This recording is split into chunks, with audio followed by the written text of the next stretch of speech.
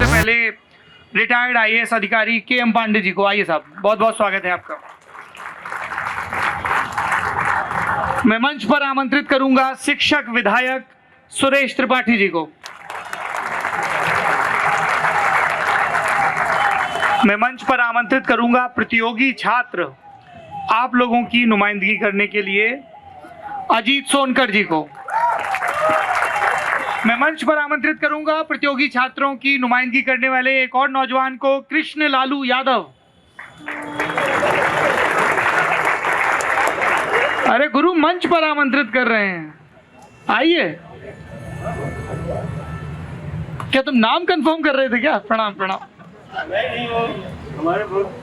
KM. Pandey ji, आपसे ही शुरुआत करते हैं। इतना तजुर्बा है आपको सार्वजनिक विषयों का।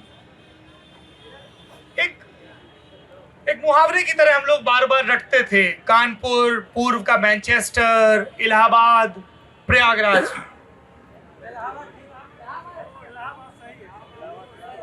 पूर्व का ऑक्सफोर्ड। अब खबरें आती हैं छात्र संघ चुनाव नहीं हो रहे, फलानी जगह ये हो गया, ठिकानी जगह शिक्षक नहीं है, पढ़ाई का स्तर नहीं है, ये नहीं है, वो नहीं है। आपने शहर को, इस सूबे को लंबे समय से देखा है। क्या वजह रही जो लगातार शिक्षा के बजाय दूसरी वजहों से इलाहाबाद और इलाहाबाद की शिक्षा खबरों में रही? इधर हाल के बरसों में, थोड़ा माइक सर पास रखेंगे प्लीज। माइक ठीक है, मैं थोड़ा पास रखिए। हेलो जी। इधर हाल के बरसों में जो इलाहाबाद विश्वविद्यालय का जो शैक्षणिक स्तर था, उसमें दोनों स्तरों पे कमी दिखती है। जहाँ तक प्रतियोगी छात्रों की बात है, मैं समझता हूँ कि प्रदेश स्तर की परीक्षाओं में तो अभी बच्चे यहाँ अच्छी कर रहे हैं, लेकिन अखिल भारतीय सेवाओं की परीक्षाओं में यहाँ के बच्चे कुछ कारणों बस पीछे रह जाते हैं। मेरा मानना है कि इसका मुख्य कारण ये रहा है कि यूपीएससी की परीक्षाओं में अभी भी अंग्रेजी का दबदबा है, और इलाहाबाद विश्वविद्यालय में मैं समझता हूँ 89 या 90 से ही अंग्रेजी विषय की अनिवार्यता समाप्त कर दी है। इससे यहाँ के छात्र जो हैं अखिल भारतीय सेवाओं की परीक्षाओं में उस स्तर से नहीं प्रतियोगी छात्र बन पाते, सफल नहीं हो पाते जितना 80 के दशक के पूर्व हुआ करते थे। 80 के दशक के पूर्व परीक्षा प्रणालियों में भी काफ़ी परिवर्तन हुआ। उसके पहले हम लोग जब 70s वगैरह में जब छात्र यहाँ के थे, तो हम लोगों का जो अनुभव था है कि यहाँ की जो सिलेबस थे, कैरिकुलम थे विश्वविद्यालय के, वो सिविल सर्विस ओरिएंटेड थे। उसके बाद जो परीक्षाओं में प्रणाली में परिवर्तन हुआ, उसके अनुरूप हमारे इलाहाबाद विश्वविद्यालय के परीक्षा प्रणाली में भी उतना गतिशीलता नहीं आई, उतने परिवर्तन नहीं हो पाए। इससे भी मैं समझता हूँ कि हमारे इलाहाबाद विश्वविद्यालय के छात्र अभी भी अन्य राज्यों के या अन्य विश्वविद्यालयों के छात्रों के बराबर कम्पीट नहीं कर पा रहे। तो संक्षेप में मेरा यही कहना है कि अभी भी इलाहाबाद विश्वविद्यालय को अपनी पुरानी भव्यता को वापस लाने के लिए आवश्यक है कि यहाँ भी बच्चों को अंग्रेजी में जरूर, अखिल भारतीय सेवाओं में प्रतिनिधित्व देने के लिए अंग्रेजी में जरूर बहुत कुछ करना होगा। सरकार के स्तर से भी कुछ होगा, कुछ स्तर से बच्चों की करना होगा। और मैं समझता हूँ कि ये दो कारण मुख्य रूप से मैं देखता हूँ। अंग्रेजी की अनिवार्यता कहिए, बाध्यता कहिए, जरूरत कहिए। अगला सवाल मेरा सुरेश जी आपसे है। आप शिक्षक विधायक हैं और विधायकों सांसदों को देख के हमारा सवाल का पिटारा अतिरिक्त खुल जाता है, उत्साहित हो जाते हैं हम उन विधायकों में नहीं है, हम शिक्षा से संबंधित हैं। शिक्षक हमारे मतदाता होते हैं। नहीं, ये तो हमें पता है कि आप शिक्षक विधायक हैं, पर जनप्रतिनिधियों को देख के मेरी प्रश्नाकुलता बढ़ जाती है। आप लोगों की भी बढ़ जाती है? राजनीतिक दलों वालों से कीजिए, वो आपसे मैं शिक्षा का ही। अरे आप सुन तो लीजिए सवाल, आप तो पहले ही। सुरेश जी, आप शिक्षक विधायक हैं, एक संकल्पना रही होगी, इसीलिए विधान परिषद में शिक्षक विधायकों के लिए पद रखे गए। 8 सीट। शिक्षक वहां पर रहें और लगातार इस बात की निगहबानी करें कि प्रदेश की शिक्षा व्यवस्था बढ़िया रहे, जागृति का काम करें, शिक्षकों के बीच के लोग हैं उनके अधिकारों की रक्षा करें। मैं साहब यूपी की प्री इलेक्शन यात्रा पे निकला हुआ हूं, मेरे साथी अब सौरभ उसको आगे बढ़ा रहे हैं। इस यात्रा के क्रम में मैं बुलंदशहर पहुंचा, वहां के एक गवर्नमेंट एडेड इंटर कॉलेज में पहुंचा, शर्मा इंटर कॉलेज में। तो गुरुजी लोगों से मैंने पूछा कि साहब आप लोग बेस्ट हो, मतलब जो सबसे अच्छे मास्टर्स और बीएड वाले स्टूडेंट होते हैं वो पीजीटी टीजीटी वाला एग्ज़ाम निकालते हैं, हुआ द बेस्ट, और फिर वहाँ भर्ती होती है, पे स्केल भी अच्छा है। फिर इन माध्यमिक शिक्षा के जो स्कूल हैं इनमें पढ़ाई क्यों नहीं होती? तो एक तो था कि आपने सवाल पूछ लिया, ठीक है भाई, जनता को लगा देखो देखो पूछ लिया, मास्टर जी घिर गए, पर लल्लन टॉप का वो मकसद नहीं होता है, क्योंकि प्रॉब्लम ऐसे एक तरफा या एक जुमले में हासिल होने या सॉल्व होने वाली नहीं होती। तो उन्होंने एक चीज़ बताई जो मुझे बड़ी विचित्र लगी, आप लोग भी गौर से सुनिएगा। उन्होंने बताया कि हम एक विद्यार्थी से, एडेड स्कूल है, सैलरी आती है, बाकी इंफ्रास्ट्रक्चर के लिए बहुत ज़्यादा मद नहीं आता है, एक विद्यार्थी से जो साइंस की पढ़ाई कर रहा है 11वीं या 12वीं की, और फ़र्ज़ करिए कि उसने केमिस्ट्री ले रखी है तो प्रैक्टिकल भी करेगा। मैं जिस प्राइवेट स्कूल में पढ़ता था, दीनदयाल विद्यालय में, वहाँ पे हम लोग हफ्ते में 2 से 3 दिन, मिनिमम 2 दिन प्रैक्टिकल किया करते थे। प्रैक्टिकल करोगे तो आपको कंपाउंड दिया जाएगा, आपको बताना पड़ेगा ये सॉल्ट कौन सा है, आप बहुत सारे एपरेटस यूज़ करोगे। सरकार सिर्फ 3 रुपये देती है एक बच्चे के ऊपर लैब के लिए, 3 रुपये की एक सर टेस्ट ट्यूब नहीं आती। ये मैं एक बहुत छोटा सा उदाहरण दे रहा हूँ। हम उन विद्यार्थियों से ये उम्मीद करेंगे कि वो जब 11वीं और 12वीं पढ़ के निकले तो उन्हें सिर्फ केमिस्ट्री का थ्योरेटिकल नॉलेज ना हो, प्रैक्टिकल नॉलेज भी हो, लेकिन कुल मद 3 या 5 रुपये है। मैं ये जानना चाहता हूँ कि क्या शिक्षक विधायकों की तरफ से सरकार के सामने इस तरह की मांग आती है कि ये जो बहुत ही प्रैक्टिकल सामने दिखने वाली समस्याएं हैं, जब तक आप इनको हल नहीं करोगे तो समाज का जो सबसे गरीब, कमज़ोर, वंचित तबका है, जिसके लिए अभी भी शिक्षा का आश्रय सरकारी स्कूल हैं, जो नहीं जा सकता महंगे प्राइवेट स्कूलों में, वो भी बराबर की शिक्षा हासिल कर सके, जिसका सपना बाबा साहब अम्बेडकर ने देखा था। एक व्यक्ति एक वोट एक मूल्य, ठीक है, पर वो पॉलिटिकल मूल्य है कि भाई साहब रिटायर्ड आईएएस हैं, इनका भी एक वोट, भाई साहब तैयारी कर रहे हैं, इनका भी एक वोट, लेकिन फाइनेंशियली और सोशली अभी एक व्यक्ति और एक वो वजन बराबर नहीं है। आप लोगों की तरफ से किस तरह की मांगे जाती हैं सरकार के पास शिक्षा में बदलाव को लेकर? मान्यवर, मैं बताऊं कि आज लगभग लगातार 17 साल से मैं विधान परिषद में हूं। ये इलाहाबाद झांसी निर्वाचन क्षेत्र है, इसे तीसरी बार विजयी हुआ हूं। कार्यकाल अभी 2023 तक है। विधान परिषद का रिकॉर्ड दिखा सकता हूं कि शिक्षार्थियों के लिए, शिक्षालयों के लिए मेरे जितने सवाल होते हैं या विद्यालयों के रखरखाव के लिए, ये एग्लो बंगाली इंटर कॉलेज आपके सामने है, इलाहाबाद का उच्च कोटि का विद्यालय था। यहाँ साधारणतया एडमिशन छात्रों के नहीं होते थे, लेकिन सरकार की उपेक्षात्मक नीति के कारण इन एडेड विद्यालयों को 1 पैसा अनुदान के रूप में इसके रखरखाव के लिए नहीं मिलता। यही बार बार सदन में कहता हूँ कि आखिरकार सरकार करेगी क्या? पेट्रोल 100 के पार ले जाएगी, 98 रुपया डीजल लेंगे, आप वसूल रहे हैं, या आपकी 3 ही जिम्मेदारी हैं राज्य सरकार की, शिक्षा, स्वास्थ्य और सुरक्षा। और सर्वप्रथम शिक्षा आता है। शिक्षा पर गरीब जैसा आपने भी कहा, गरीब भी बच्चे को भी पढ़ने का अधिकार है। और उसके माँ बाप रिक्शा चालक हैं, सब्जी की दुकान लगाते हैं, अन्य व्यवसाय में हैं, छोटे मोटे में, तो क्या उसका लड़के को पढ़ने का अधिकार नहीं है? ये सदन में कहता हूँ, लेकिन सरकार बहुमत के मद में भूली हुई है, इस ओर कोई ध्यान नहीं दे रही।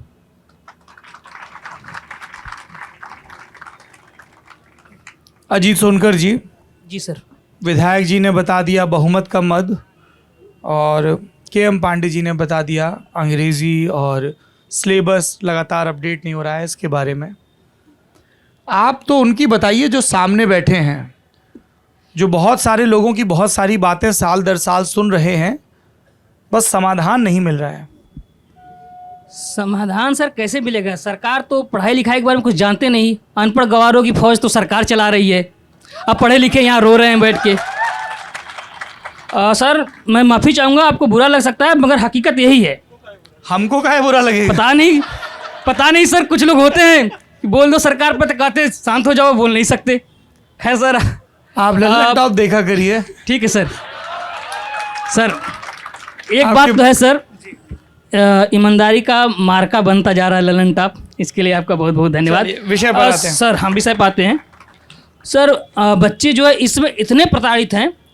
मेरे हाथ में है एक विलेज डेवलपमेंट ऑफिसर 2018 में 21, 22, 23 मई 2018 को एग्ज़ाम हुआ था इसका, जिसका रिजल्ट 27 महीने बाद आता तो है मगर बिना कारण बताए रिजेक्ट कर दिया जाता है। बस कारण में एक लाइन लिख दिया गया कि एग्ज़ाम में अनियमितता हुई थी इसलिए ख़त्म किया जाता है।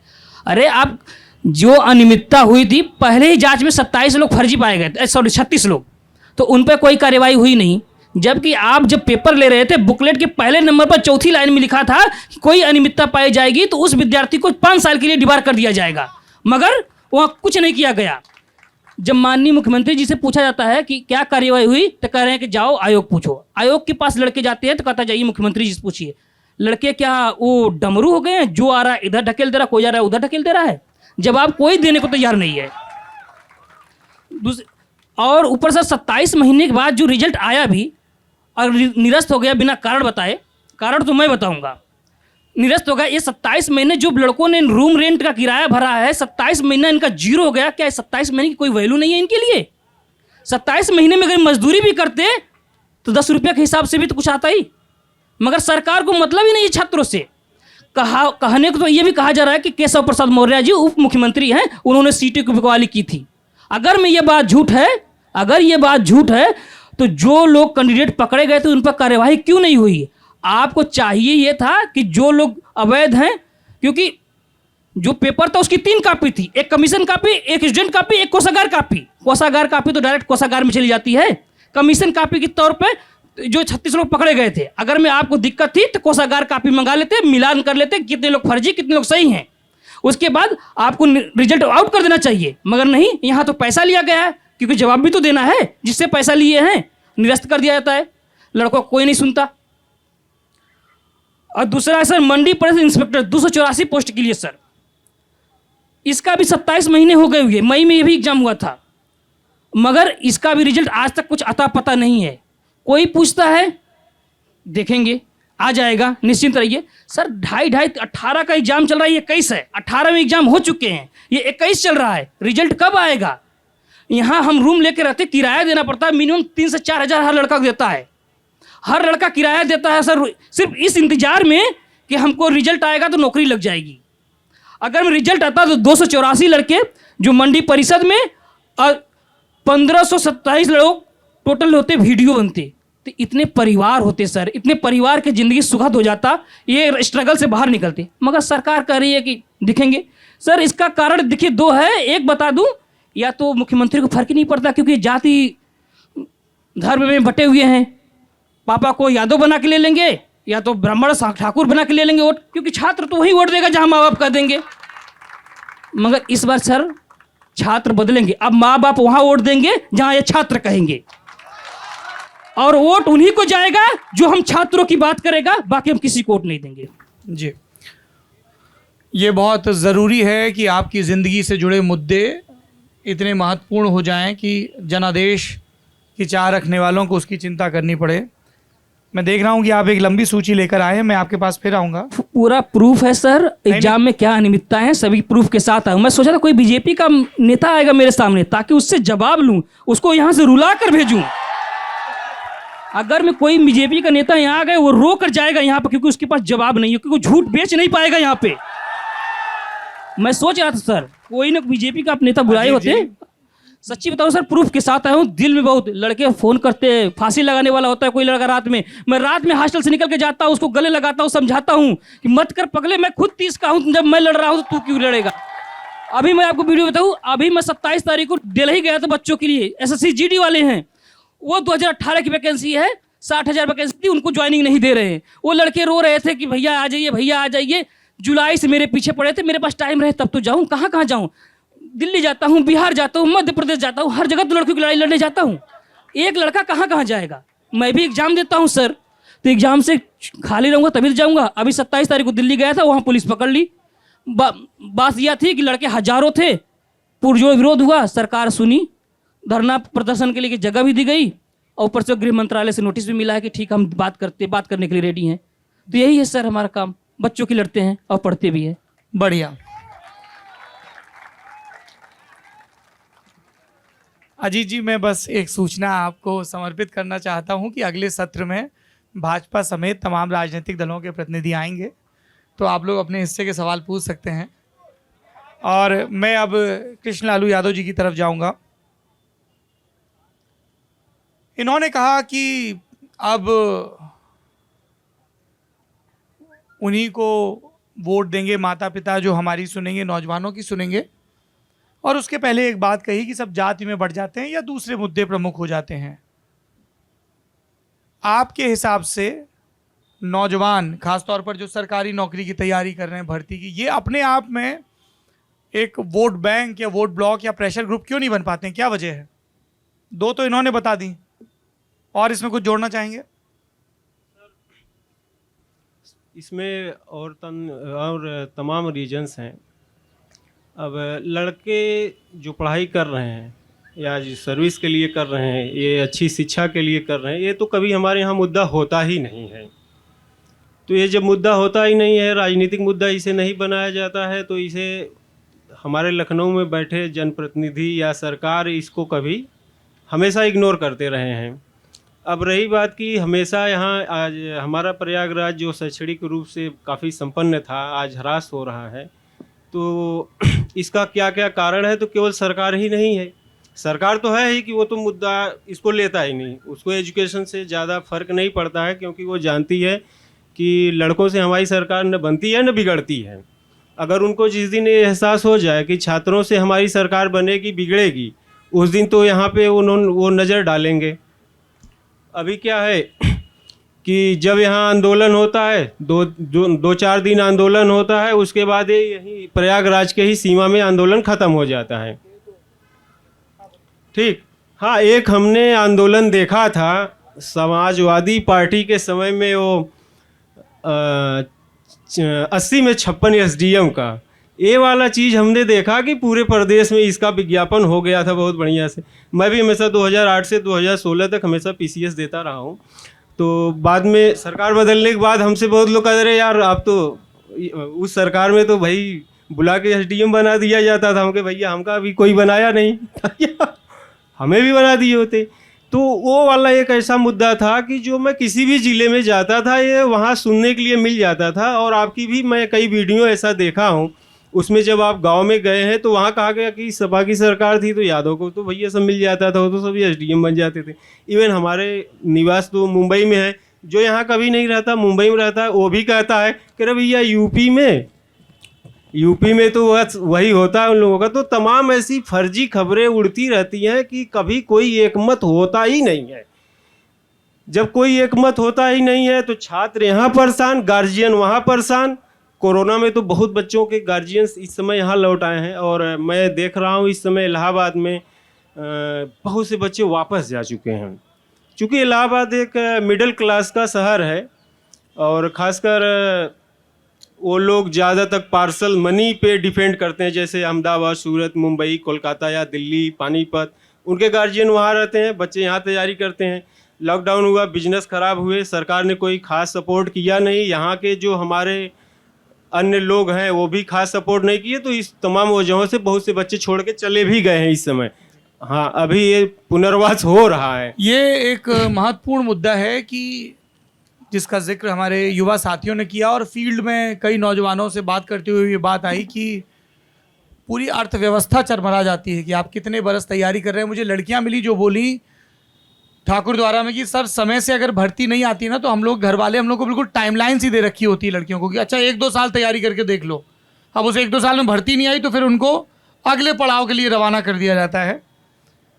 मैं सर आपके पास आऊँगा अगले सवाल तक, उसके पहले मेरे कुछ नौजवान साथी, जेरी जी ये इश्तिहार दिखाइए अपने, ये मैं दिखा रहा हूँ, आप चिंता मत करिए, मैंने यहाँ ये इसीलिए हाथ में ले रखा है, पढ़ भी देता हूँ।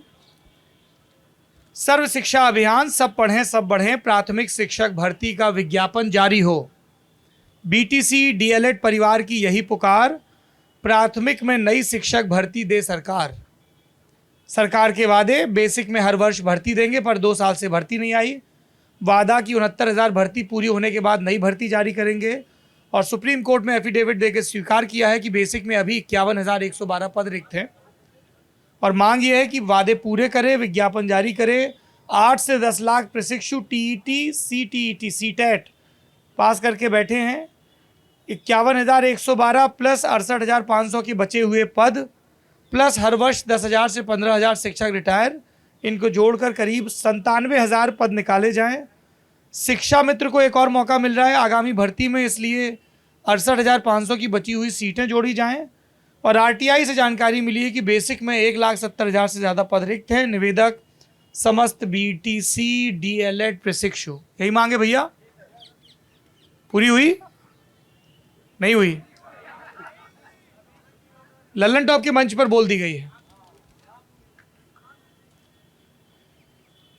सर बहुत अच्छे अच्छे हम लोग स्कूलों में कोट्स पढ़ते हैं, एकदम शिक्षक शिक्षा कैसे जिंदगी बदलती है। सरकारों से ये उम्मीद की जाती है कि वो कल्याणकारी राज्य, वेलफेयर स्टेट के कंसेप्ट पे काम करेंगी, और उसके लिए भी सबसे ज़रूरी है शिक्षा, क्योंकि नागरिक निर्माण होगा। फिर सरकारें शिक्षा पर वैसे ध्यान क्यों नहीं देती हैं? क्यों इस तरीके से इनको बोलना पड़ रहा है यहाँ पे अजीत सोनकर को या कृष्ण लाल यादव को कि भर्ती नहीं आई, ये नहीं हुआ, वो नहीं हुआ, एकदम खर्रा लिए बैठे हुए हैं पूरा हिसाब किताब। सौरभ जी, इस प्रश्न का उत्तर तो सभी लोगों ने दे दिया है। शिक्षा कभी आपने भी, इतने लंबे समय तक ब्यूरोक्रेसी को देखा है, सरकारें कैसे काम करती हैं। शिक्षा कभी भी सरकार की प्राथमिकताओं में नहीं रहा है, पहले भी नहीं रहा, आज भी नहीं है, और शायद उम्मीद भी नहीं की जानी चाहिए कि आगे भी होगा। और शिक्षक जितने बच्चे हैं सब भीड़ तंत्र में, ये भी उसी में खो गए हैं। मैं एक स्मरण दिलाऊं, 1997-98 में जब शिक्षा मित्र की भर्ती की प्रक्रिया चल रही थी, तो शासन स्तर पर एक कमेटी बनी थी। उस कमेटी का सदस्य मैं भी था। उस समय भी ये कहा गया था, राय दी गई थी जो अधिकारियों की कमेटी थी, कि शिक्षा मित्र का भर्ती करना भस्मासुर की तरह होगा, और ये इससे कोई न तो प्राथमिक शिक्षा को कोई योगदान मिलेगा और न ही किसी को कोई जॉब मिलेगी। और जिस तरह से सरकार चाहती थी कि स्थानीय लोगों को, गांव के लोगों को ही शिक्षा मित्र के रूप में भर्ती किया जाए, उसमें भी जो था कि जिस वर्ग का, जिस आरक्षित वर्ग का, जिस वर्ग का सदस्य हो वही टीचर होगा, तमाम चीज़ें थीं। कमेटी की संस्तुतियों की विपरीत ये निर्णय शासन ने लिया था। उसका क्या हश्र हुआ सब आप लोग जानते हैं, देख रहे हैं। उसके बारे में कोई मामला सुप्रीम कोर्ट तक गया, तमाम विवाद हुए हैं, और भी शायद बहुत से विवाद अभी भी चल रहे हैं, और अभी भी निकट भविष्य में ये है समस्या हल होने की नज़र नहीं आ रही है। तो मेरा कहने का बहुत सूक्ष्म में ये कहना है कि सरकार के प्राथमिकताओं में कभी शिक्षा नहीं रहा है, और इसमें बहुत से बच्चों ने आंदोलन भी किया है, हर स्तर पे भी किया है। जनप्रतिनिधि भी समय समय पर शिक्षा के बारे में उठाते रहते हैं, ऐसा नहीं कि आप लोग इसको उठाते नहीं हैं, लेकिन शायद इसके लिए प्राथमिकता नहीं है। और अंत में राजनीतिक इस उत्तर हो जाएगा, जिसका जवाब आप ही लोग देंगे, कि शायद छात्र हमारे व्यवस्था में वोट बैंक के रूप में नहीं है। मैं इतना कहना चाहूँगा, इससे ज़्यादा न कहना मेरे लिए उचित नहीं है। सुरेश जी, नेता, नेतृत्व करने वाला, नेताओं से ये उम्मीद की जाती है कि वो राह दिखाएंगे। बताइए नौजवानों से क्या कहना है आपका, विधायक जी, क्या करना चाहिए इनको? आप विधान परिषद में आवाज़ उठा रहे, इतने विषय हैं इनके, गिनवा दिए हैं, क्या करें ये लोग? देखिए, क्योंकि इनका काम ये तो कतई नहीं है कि ये इस तरह के पोस्टर छपवा के इस तरह की डिबेट्स में किनारे खड़े हों, ये इनका काम नहीं है सर, मैं भी पर करना पड़ रहा है। मैं भी इसी विश्वविद्यालय का छात्र रहा हूँ। 4 वर्ष इलाहाबाद विश्वविद्यालय का छात्र रहने का सौभाग्य मिला है। उसके बाद मैंने बीएड किया। अब बीएड करने के बाद सीधा उस समय बेस्ट ऑफ 7 से चयन होता था। उस चयन में मैं चयनित हुआ। रणजीत पंडित इंटर कॉलेज नैनी में मैं अध्यापक हुआ। बहुत लंबा जीवन अध्यापक के रूप में बीता। छात्राओं के बीच छात्रों के बीच में रहने का अवसर मिला। हाँ, आप हंस रहे हैं, निकल गया ना छात्राओं। अरे ठीक है, होता है। छात्र और छात्रा दोनों एक समान है, कोई अंतर नहीं है। अब आज के युग में आपसे ज्यादा वो बीटीसी की परीक्षा में, प्राथमिक शिक्षक की भूमिका में, माध्यमिक शिक्षक की भूमिका में उनका ज्यादा चयन हो रहा है। यह भी एक शुभ संकेत है देश के लिए कि महिलाओं को बराबरी का दर्जा मिल रहा है उनकी मेहनत के कारण। मैं जिस विषय को कह रहा था, जो पूछा गया मुझसे कि क्या कहना चाहते हैं छात्रों के विषय में, हम ये नहीं कहते कि अपने अधिकार से आप वंचित हुए। अपने अधिकार के लिए आपको खड़ा होना पड़ेगा। हम भी स्टूडेंट थे तो यहाँ यूनियन बनती थी, छात्र संघ बनता था। अच्छा, कभी चुनाव होते थे? बहुत अरे समय, खूब चुनाव हुए हैं। बहुत समय पहले की बात है, चुनाव मेरे होते थे। पहले अध्यक्ष अरुण कुमार सिंह मुन्ना थे, 1971 के अरुण कुमार सिंह मुन्ना। ये वही है जो बाद में कांग्रेस के प्रदेश अध्यक्ष रहे। वही। तो छात्र संघ ये नहीं सिखाता कि, लेकिन उस संघ के साथ अपने कर्तव्य का भी उतना ही पालन करना होगा। ये मानते हैं देश की आबादी बढ़ी है और रोजगार सृजित नहीं हुए। जो सृजित पद थे उनको भी समाप्त किया गया। अब हम डिटेल में जाएंगे तो फिर बहुत लंबा हो जाएगा। सर, बहुत समय है नौजवानों के पास, सुन ही रहे हैं, बधाई अच्छा, कोई दीजिए। बात नहीं। एक उदाहरण बताता हूं सृजित पदों का। संस्कृत विद्यालय आपके इलाहाबाद में जो एडेड संस्कृत विद्यालय हैं, वो लगभग 50 संख्या है उनकी। सरकार से सहायता दारागंज में बहुत ज्यादा है।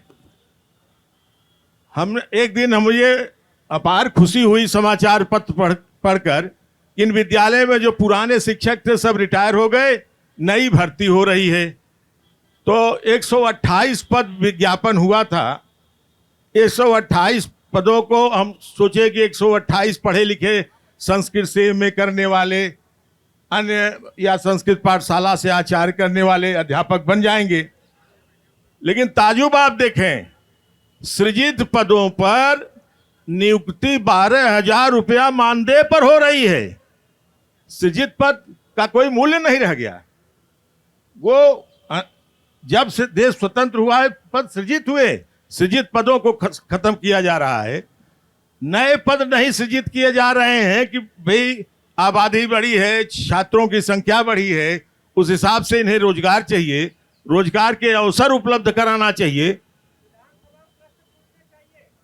ये अगर आप मेरी विधानसभा में वो विधानसभा वाले विधानसभा पूछेंगे, विधायक जी एक सेकंड, विधान परिषद में मेरी कार्रवाई अगर आप मुझसे व्यक्तिगत मिल लेंगे तो आपको दिखाऊंगा कार्रवाई में।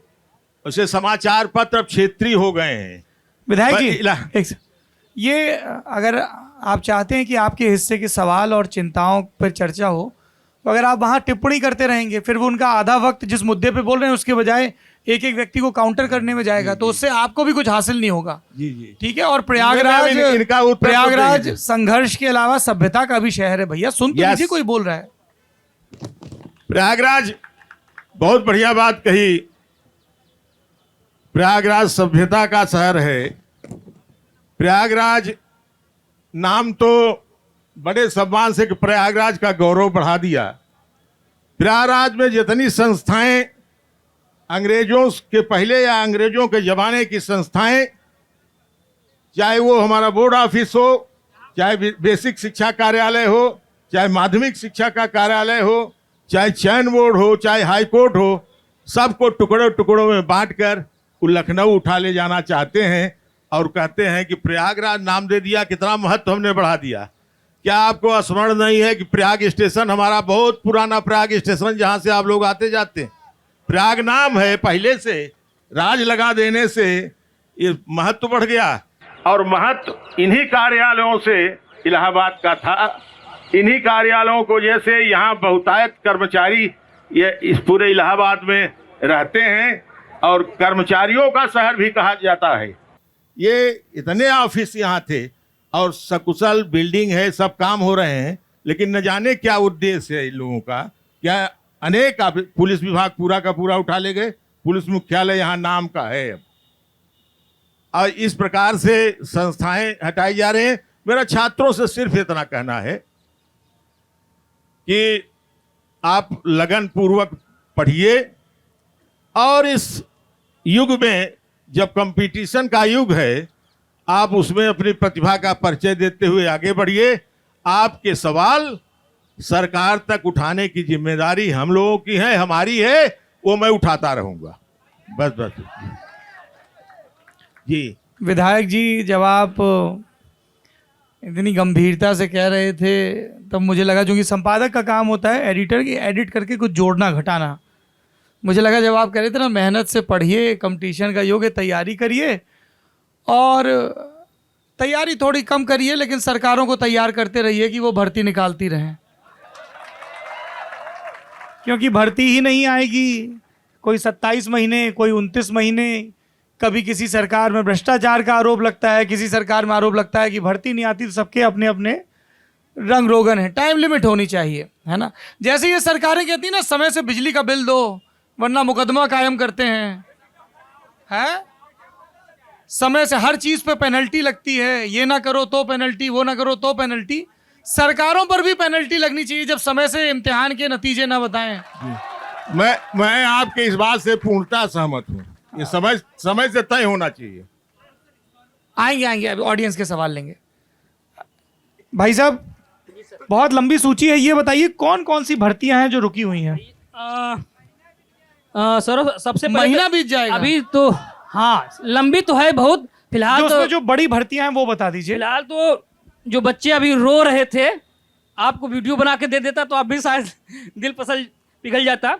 यूपी SSSC जेई की है 2016 की परीक्षा है, जो 298 पदों के लिए है, जिसमें 160 रुपया फीस लिया गया था। 50,000 लड़के भरे थे, फॉर्म तो भरा गया, उसका एग्जाम नहीं हुआ।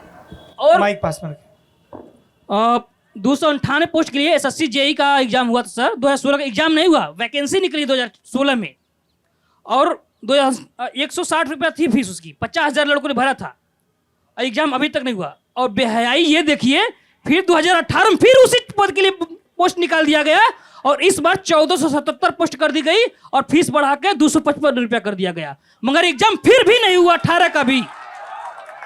इनको सिर्फ फॉर्म भरवाना है, चुनाव जब आएगा तो फॉर्म निकाल देंगे, उसके पैसे से चुनाव लड़ेंगे।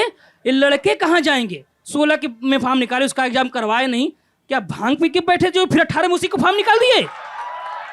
18 में फिर भांग पी के फॉर्म निकाल दिए। नशा उतरता नहीं है क्या? एग्जाम भी करवाना होता है, सिर्फ फॉर्म नहीं भरवाया जाता। फॉर्म कौन भरवाएगा? और ये एग्जाम नहीं करवा रहे हैं ना, इसके जिम्मेदार काफी हद तक आप लोग भी हो, जो जाति धर्म के बटकर वोट दे आते हो। तो इस बार वोट उसी को देंगे जो हमारी बात करेगा, जो रोजगार की बात करेगा, जो जॉब की बात करेगा, हम वोट उसी को देंगे। सर और कुछ एग्जाम्स हैं, हाँ, जैसे बताइए। हाँ लिस्ट में है, जैसे कि सर एक धांधली जो चल रही है, जैसे कि EWS, सभी लोग वाकिफ होंगे EWS से। ये 2019 में आया है, और मंडी परिषद का एग्जाम हुआ है 2018 में, और ये जो जेई का एग्जाम नोटिफिकेशन 2016 में आया है। इन दोनों पर, ये जब नोटिफिकेशन 2016 में आए हैं, एक्ट का एग्जाम 2018 में आया है, अब उसमें संशोधन करा के, मेरे पास प्रूफ है सर, आप देख लीजिए कि उसमें अब EWS लागू कर रहे हैं, जबकि भारत का संविधान कहता है अगर मैं कोई भी काम उसी समय के बने हुए कानून के हिसाब से होगा। अगर में फॉर्म पहले आया है तो उस पर वही कानून लागू होगा जो उस समय चल रहा था, अब के बने कानून नहीं। मगर सरकार से जवाब कौन मांगेगा? एक कहावत है ना, सैया भय कोतवाल अब डर काहे का। हमारे गांव में कहावत है, सैया भय कोतवाल अब डर काहे का। हमारा मन करेगा ईडब्ल्यूएस घुसेड़ देंगे, हमारा मन करेगा वैकेंसी रद्द कर देंगे, हमारा मन करेगा मार के भगा देंगे कोई जॉब मांगेगा तो ऐसी तानाशाही सरकार को बदलना तो पड़ेगा। नहीं तो अगली बार तो फॉर्म भी नहीं मिलेगा। अब बात की है तो जेल तो हो ही जाएगी, क्योंकि घर बहुतों के टूटे हैं। घर ही नहीं, दिल भी टूटे हैं, याद रहना चाहिए। मैं आपसे टिप्पणी चाहूँगा, उसके बाद ऑडियंस के लिए खोलेंगे। अब ये सत्र अपनी समाप्ति की तरफ है। कौन सी भर्तियां रुकी हैं इसके बारे में बताया, विधायक जी ने बताया क्या मुद्दे हैं, पांडे जी ने बताया क्या। सर वैसे तो जितना नाम है वैकेंसियों का ले सवाल रहे थे। पूछ लूँ मैं? जी अभी आप पूछ ही रहे हैं जी, आप दरअसल सवाल ही इतना लंबा पूछते हैं यूपीएससी की तरह। यूपीएससी की तरह। तुम्हारा प्रेम ना हुआ, यूपीएससी का इम्तिहान हो गया। मैं ये जानना चाहता हूं कि इस पे खूब बात हो जाती है, कम से कम लल्लन टॉप पे, कि फलानी भर्ती नहीं हुई, ढिकानी भर्ती नहीं हुई। सब लोग भर्तियों के चश्मे से देखते हैं नौजवानों की दिक्कतों को। कई लोगों ने एक बात और कही कि ये जो सरकारी नौकरियों पर निर्भरता है, जैसे इस इश्तिहार में भी लिखा है कि 10 लाख बीएड या डीएलएड करने वाले लोग हैं। कई लोग हमें फील्ड में ऐसे भी मिलते हैं, आपके जैसे नौजवान ही, जो बताते हैं कि परसेंटेज कितना चाहिए आपको, आप बताइए, हम मैनेज करके देंगे आपको। तो ये सवाल भी उठता है कि ये जो इतने सारे, जैसे बहुत पहले बीएड की बीटीसी की लिमिटेड सीटें हुआ करती थी, सिर्फ सरकारी संस्थान हुआ करते थे। लोगों ने ये भी कहा कि धड़ल्ले से प्राइवेट खुल गई हैं और उसमें लोग पढ़ रहे हैं। और दूसरी जो ज़्यादा महत्वपूर्ण चीज़ है, उस पर मैं आप सबकी टिप्पणी चाहूँगा और फिर उसके बाद ऑडियंस। मुझे अभी तक बहुत कम ऐसे नौजवान मिले हैं जिनका अध्यापक बनना, जिनकी प्राथमिकता में पहले नंबर पर हो, जो right from day one clear हो कि साहब हमको मास्टर बनना है। लोगों का होता है यार इसकी तैयारी कर रहे हैं, ये सब कुछ नहीं हुआ तो बीएड भी कर लिया है, मास्टर बन जाएंगे। इस पे क्या कहना चाहेंगे?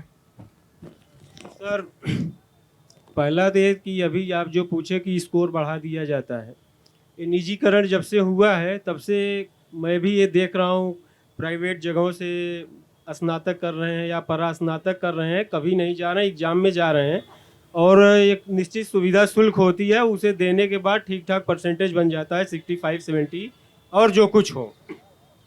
तो ये निजीकरण करने से शिक्षा में जो क्वालिटी थी वो घटी है। अभी आप जो बताया कि पहले बीटीसी या बीएड के सरकारी कॉलेज हुआ करते थे, अब तो प्राइवेट संस्थान भी आ गए हैं।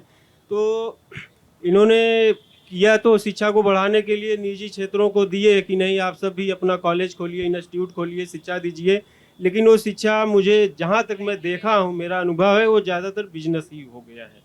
खूब बढ़ाया जाता है आप कोर्स, ये सब लोग जानते हैं, मैं ही नहीं जानता हूँ, सब लोग जानते हैं कि अगर किसी प्राइवेट संस्थान से कुछ हो रहा है तो वहाँ पे जो है कि बैकडोर से अपना व्यवस्थाएं सब होती रहती हैं। और सर आप क्या पूछे थे इसके बाद वाला?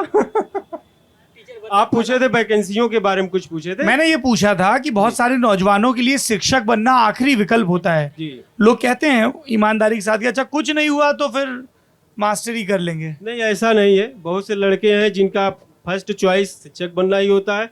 अभी पीजीटी का इंटरव्यू चल रहा था, हालांकि वहाँ भी फिक्स है पीजीटी का।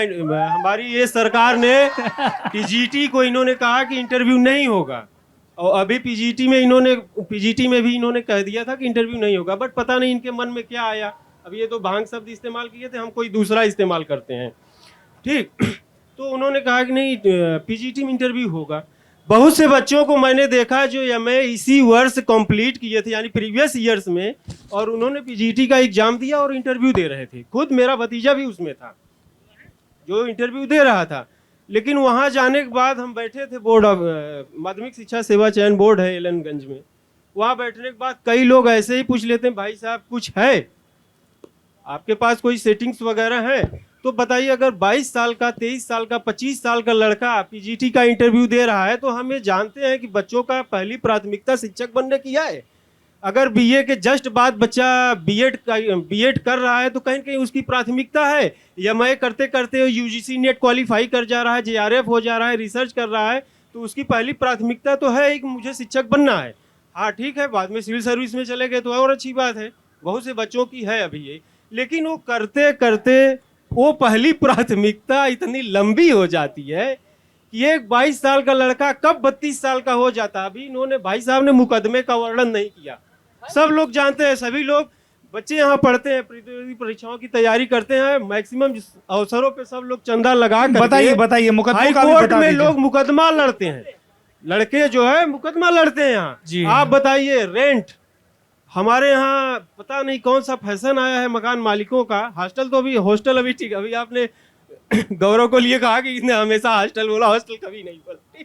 तो हॉस्टल में ठीक ठाक अभी माहौल है, बट मैक्सिमम बच्चे डेली के रेसिंग में रहते हैं। ठीक, अब वहाँ जो है वो लोग अलग से अगर बिजली का बिल एक महीने में ज़्यादा थोड़ा आ गया तो तुरंत उसमें डिवाइड करके कि भैया 50-50 रुपया पर रूम बढ़ाया जा रहा है क्योंकि बिजली बिल ज़्यादा आई है। अब जो लड़का मान लीजिए 3500 रुपया दे रहा है, वो 3550 देगा। 3 दिन डिस्टर्ब रहेगा, हो सकता है कि बच्चे मारपीट भी कर लेते हैं। और हमारी पुलिस प्रणाली वाले यहाँ गुंडई करने आए हो, है? तो तमाम ऐसे चीज करते रहते हैं। तो खैर, बच्चे यहाँ मुकदमा लड़ते हैं। सब चीजें बता दी, बताइए मुकदमे का क्या अर्थशास्त्र है? सर मुकदमा घर से तो पहली बात तो सर पैसा बड़ा गिन के मिलता है। तो लड़के कोई 100 रुपये देता है, कोई 20 रुपया, कोई 50 रुपया, और जो 100-200 रुपये दे देता है ना, वो पूरे 20 दिन तक रूम से बाहर नहीं निकलता कि चाय वाला पैसा निकाल के दिए, बाहर नहीं निकलेंगे। मुकदमा सर SSC CGL 2019 मेंस का बता दें, हम आएंगे राज्य पर भी आएंगे, क्योंकि मुकदमे की फेहरिस्त बहुत लंबी है। वीडियो वाला मुकदमा भी कर रखे हैं जो निरस्त किए हैं। तो कोर्ट का भी रवैया ऐसा देख के लगता है सर कि जैसे कोर्ट ने भी सरकार से आम सहमति बना ली हो, क्योंकि इतने लंबे लंबे डेट देती है ना कि जो आयोग हो और सरकार हो अपना काम करती रहे, सरकार और आयोग को कोई दिक्कत ना हो, लड़का बेचारा किराया भरते भरते मर जाए। कितने लोगों को लगता है कि जो भर्ती से जुड़े हुए मुकदमे हैं उनकी डेली सुनवाई होनी चाहिए? साहब अरे हाथ उठाओ। अरे उठा रहे हैं यार, काहे अड़का रहे हैं यार, वो पैसे ही उठा रहे हैं। जी चलिए, मुकदमा ही नहीं होना चाहिए, आदर्श स्थिति तो बिल्कुल वही होनी चाहिए। बात तो सही है सर।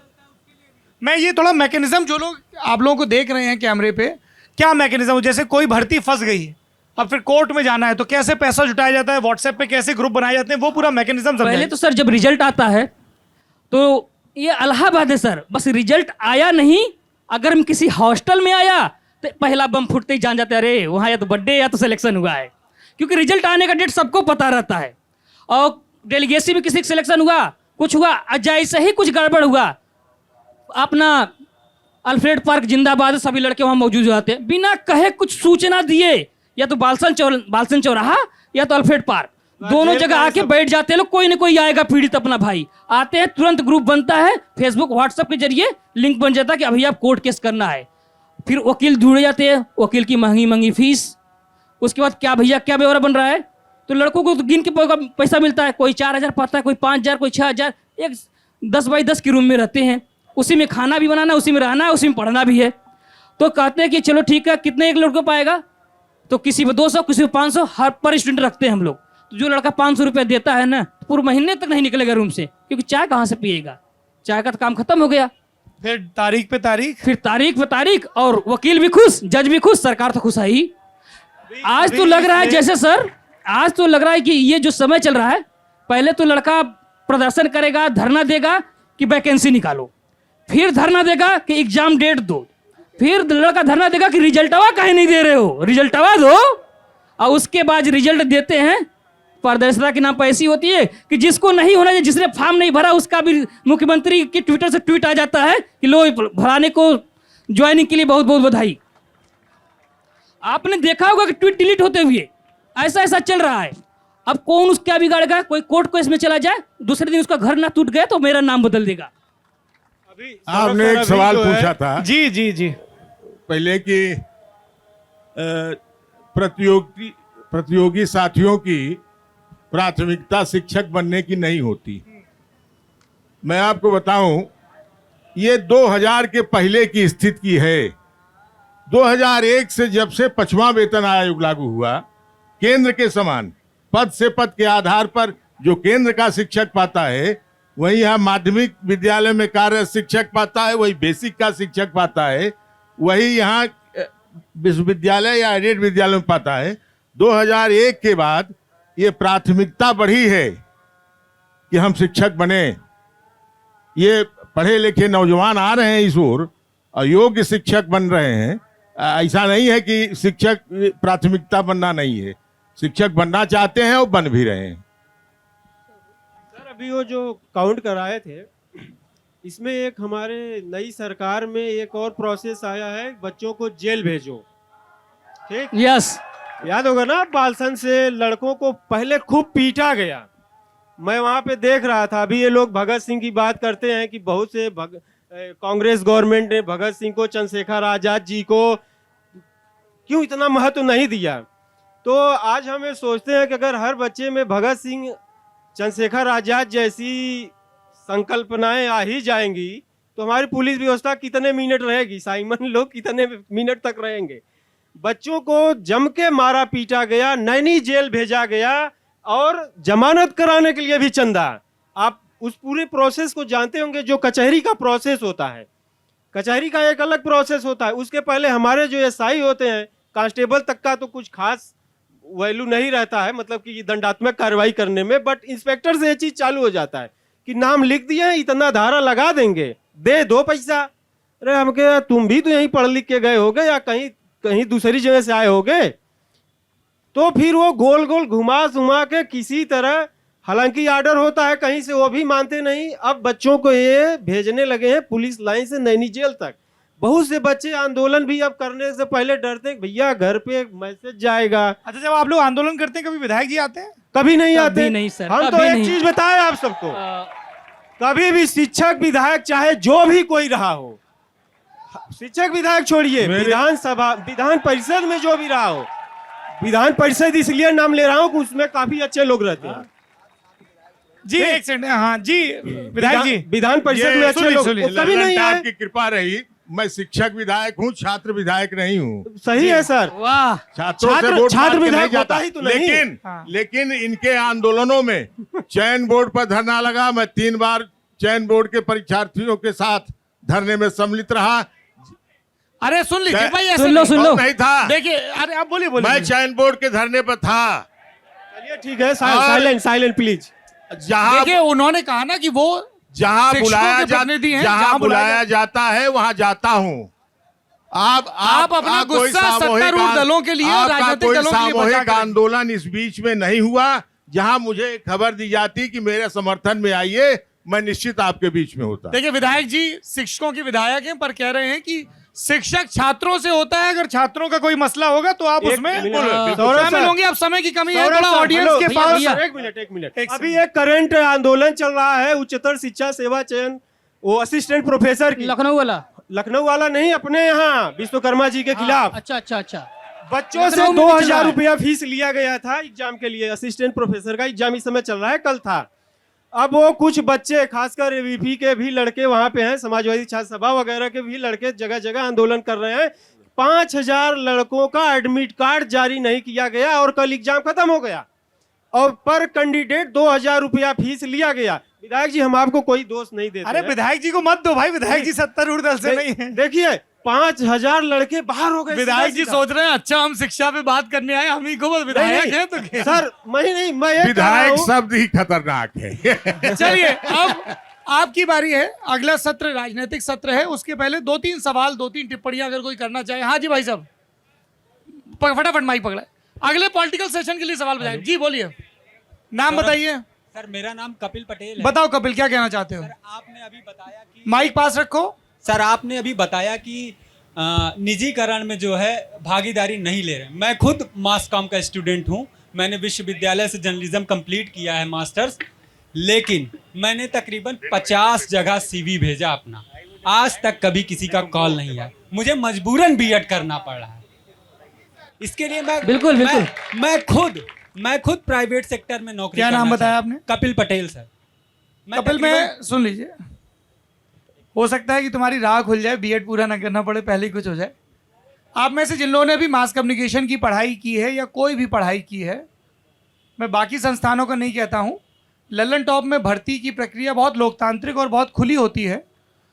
वहाँ पे सिर्फ सीवी भेजोगे तो मेरे घर के भी होंगे, रिश्तेदार भी होंगे, तो भी जवाब नहीं मिलेगा। जब हम भर्ती निकालते हैं बहुत खुला कहते हैं आपने किसी भी विषय में ग्रेजुएशन किया है, अगर आपको हिंदी में टाइपिंग करना आता है और आपको लिखना आता है या किसी भी जर्नलिज्म से जुड़ी फील्ड की प्रैक्टिकल नॉलेज है, डिग्री डज नॉट मैटर, आप अपने 2 वर्क सैंपल और सीवी भेजिए।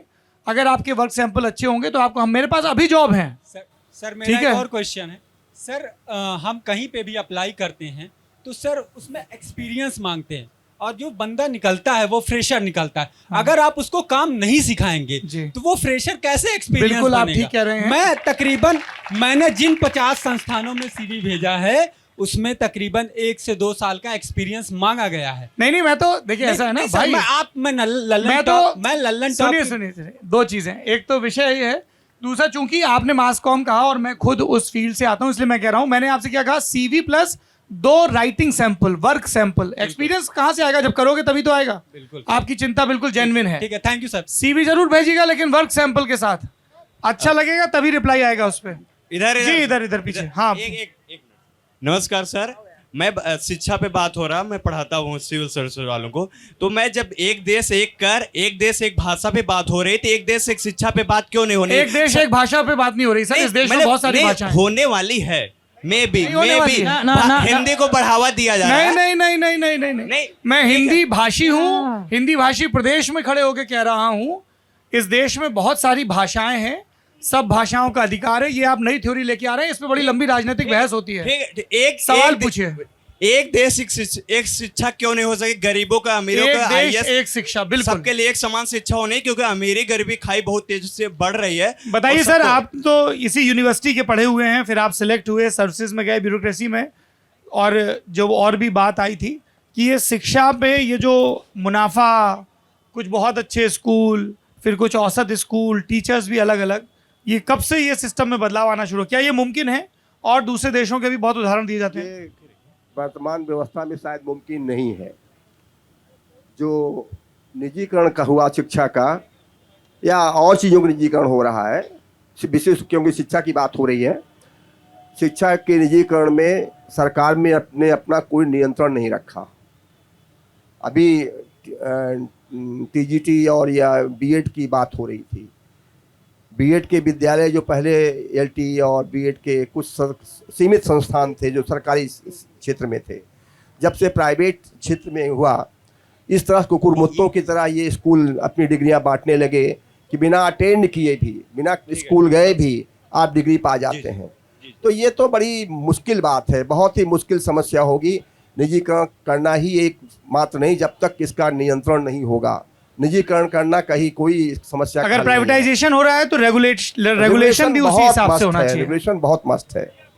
जी एक आखिरी सवाल इस सत्र का, एक सेकंड मेरी बात तो सुन। यहाँ पे कुछ एक लड़कियां भी हैं, उनका कोई सवाल नहीं है क्या? तुम लड़की हो, बैठ जाओ बेटा, हो गया तुम्हारा। जी पीछे उधर माइक दीजिए, वो पीछे मैम खड़ी हुई है, उनको माइक। अरे गुरु सुन लो यार, ओ भैया एकदम I am feeling like Amit Shah. अरे ओ सफेद शर्ट, पीछे माइक दीजिए। हाँ इन्हीं को। आवाज। जी सर देखिए सर सवाल। हाँ जी नमस्ते सर, मेरा नाम संजना शुक्ला है, मैं यूनिवर्सिटी ऑफ इलाहाबाद से बीएससी फाइनल ईयर स्टूडेंट हूँ। सर यूनिवर्सिटी में मैंने जब फर्स्ट ईयर में एडमिशन लिया था तो कोविड आ गया और कोविड की वजह से हम फर्स्ट ईयर से प्रमोट हो गए।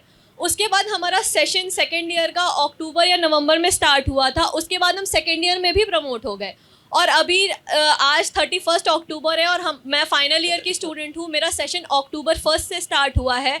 और सर मेरा सवाल ये है कि हम कोविड के टाइम पे प्रमोट होते जा रहे हैं, हमारी क्लासेस प्रॉपरली नहीं चल रही, हमारे इस एजुकेशन का मतलब क्या है?